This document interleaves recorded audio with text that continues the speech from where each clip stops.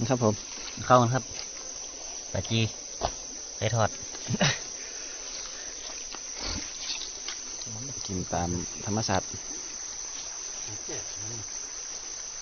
มาได้มาละ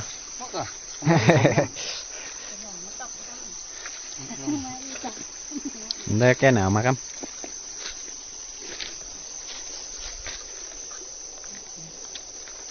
นี่คือมัน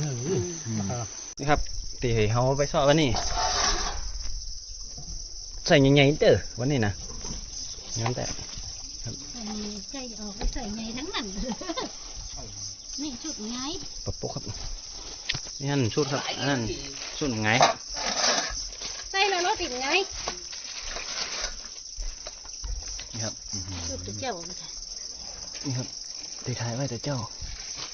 จอกด้วยกันนี่ครับสำหรับวันนี้ถ้าด่างใส่ฟิตเลยนี่ครับเหมาะทั้งนั้น